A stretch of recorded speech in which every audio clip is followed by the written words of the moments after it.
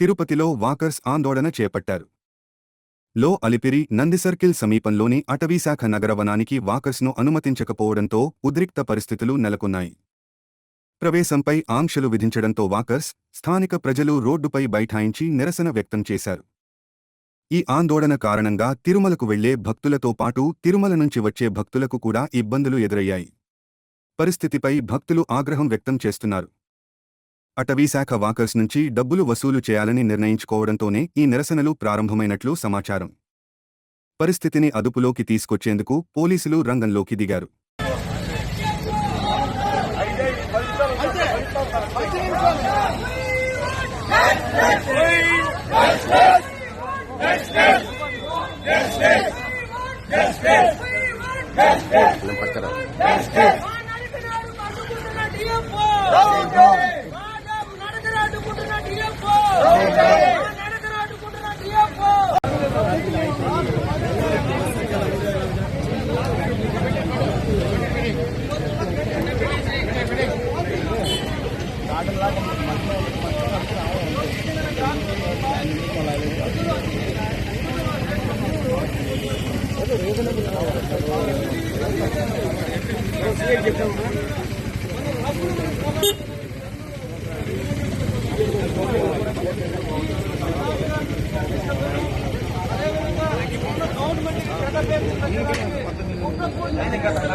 మాట్లాడమ్మా.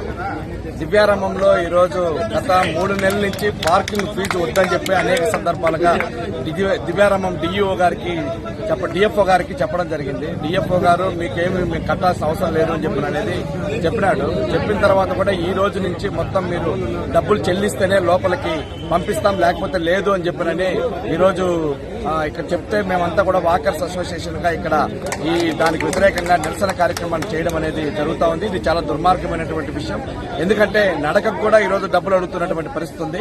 కానీ డిఎఫ్ఓ గారికి తెలియకుండానే డిఎఫ్ఓ గారు అనుమతితోనే ఇక్కడ పార్కింగ్ ఫీజు వసూలు చేస్తా ఉన్నారు. దానికి లక్షల రూపాయలు ఇక్కడ ఉన్నటువంటి ప్రైవేట్ హోటల్ దగ్గర నుంచి కూడా డబ్బులు వసూలు చేస్తున్నారు. ఒక బండికి వచ్చి ఒక రోజు నైట్కి వచ్చి ఒక్కొక్క 2 వీలర్ కింద అని చెప్పి 4 వీలర్ కింద అని చెప్పి వసూలు చేస్తా ఉన్నాడు. 500 రూపాయల నుంచి 1000 రూపాయల దాకా ఇట్లా నెలకు వచ్చి దాదాపు దీని నుంచే 1.5 లక్ష రూపాయల దాకా పైకి వస్తా ఉంది. కానీ వాకర్స్ గా ఇక్కడ ఉన్నటువంటి వాళ్ళు 200 మంది పైచులకు వాకర్స్ వెళ్తా ఉన్నారు. 200 నుంచి 20,000 రూపాయల కంటే ఎక్కువ రాదు. కానీ తిరుపతి యొక్క ఆరోగ్యాన్ని, తిరుపతి యొక్క నడకను ఈ రోజు కాపాడడానికి ఇక్కడ ఉన్నటువంటి వచ్చే వాళ్ళంతా కూడా మిడిల్ క్లాస్ వాళ్ళు, బ్యాంక్ ఎంప్లాయీస్ దగ్గర నుంచి అనేక రకాలైనటువంటి సెక్షన్స్ అంతా ఇక్కడికి వచ్చి వాకర్స్ వాకింగ్ చేసుకోవడం అనేది జరుగుతూ ఉంది. అట్లాంటి దాన్ని ఈ రోజు అడ్డుకోవడం అనేది చాలా దుర్మార్గమైనటువంటి. ఈ సమస్య పరిష్కారం అయ్యేంత వరకు ఇక్కడి నుంచి లేయకూడదని చెప్పినని వాకర్స్ డిమాండ్ చేస్తారు. కాబట్టి ఈ సమస్యను పరిష్కారం చేయాలని కోరుతా ఉన్నాం.